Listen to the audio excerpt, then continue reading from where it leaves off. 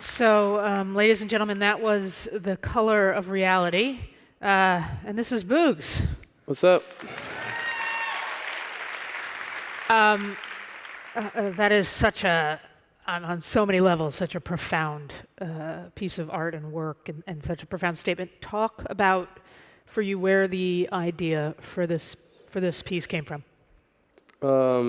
It was a combination of a lot of my work that I do with my artistry is always kind of based on socially conscious issues. So I was thinking, okay, what's the next one? What's the next thing I can do? And I noticed when I was watching TV at home, all I was seeing is the clips from the shootings in Dallas and what was going on in Baton Rouge at the time, and just a lot of the police brutality things that were occurring in our nation at the time. And on the flip side, I just discovered Alexa Mead, who did all the artwork for the piece. So I was scrolling, stalking her Instagram, just looking at all her... As one does, yeah. all her pictures and stuff. And I saw one where it was a guy watching TV, and then he saw his reflection in the television. And I was like, okay, I think I know how to connect these, because a lot of times when I'm watching the news and I see these things happen, I go, man, that could be me. That could be anybody, because, with these senseless acts of violence that are happening, it could be me, it could be my brother, it could be anyone. So I kind of was like, okay, I think we can take her artwork and paint this painting of me and Little Buck, who was the other artist in the piece, paint this picture of us watching television, and we'll have those clips that I was seeing in real life pop up on the television, and that'll help push the narrative.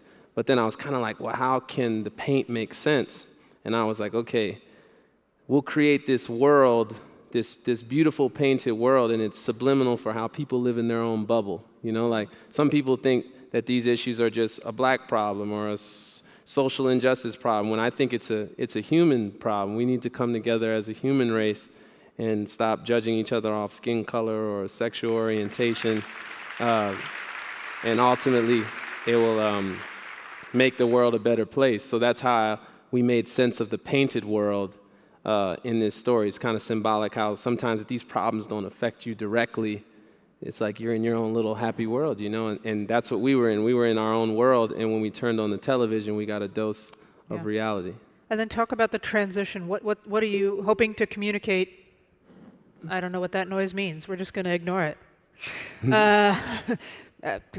Talk about that transition from that painted world to the real world and what you hope that evokes. Well, the whole concept was like, okay, we turn on the television, we get a dose of reality, and it inspires us to want to go out into the world and make a change. So my character was more like, hey, we got to go out there and do it. And you could see Buck, he was a little hesitant, so I had to tug him along. So we go out into the world, and we want to create change because we're seeing all this negativity that's going on. And once we go out into the real world, we get a dose of reality and how it's not too easy in our society today. People frown upon people because of skin color or because of sexual orientation. And I had put a few subliminal messages in there. There's a reason why we were painted multiple colors, because I wanted to show if all races could come together, we would create a beautiful painting. It's subliminal for that. And we're these beautiful artistic characters that are walking around, and as you can see, no one was appreciating us. No one was giving us the time of day, and we were trying to be loved and share and spread love and spread healing, and no one wanted to reciprocate that energy back. And then at the end, it ended kind of, bad, but I wanted it to be real, just to show that no matter who you are, what social class you're in, no one's really safe from the social injustices that are happening in our society. Until we come together and unify, these things are going to continue to happen. So that's why we wanted it to end really strongly and really powerfully, so people can realize, hey, this is really happening on a regular basis, and what are we going to do as a people to stop this down? Not any one race or any one people as a human race.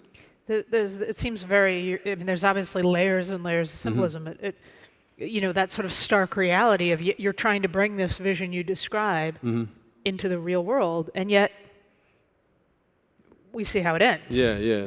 That's not realistic. How do you think about this moment we're in of struggling to want to live in, create that more idealistic, more perfect world, but the reality? How do you think about that, both as an individual and as an artist? I mean, Nina Simone said it best. She said, "You can't be an artist and not reflect the times." So I live by that quote. You know, like I believe dance is not just entertainment. I believe it's a tool to empower. I believe it's a tool to educate. I believe it's a tool to break down social, economic, geographic boundaries. So what I try to do is use my artistry to help take some of these tough conversations and hopefully turn them into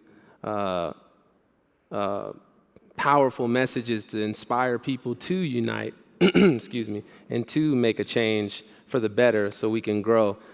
As far as the state of society now, I mean, it's tough. It's been tough for a while, you know, and all we can do is just continue to push forward and unify, because with unity comes strength, and with strength, anything is possible. That's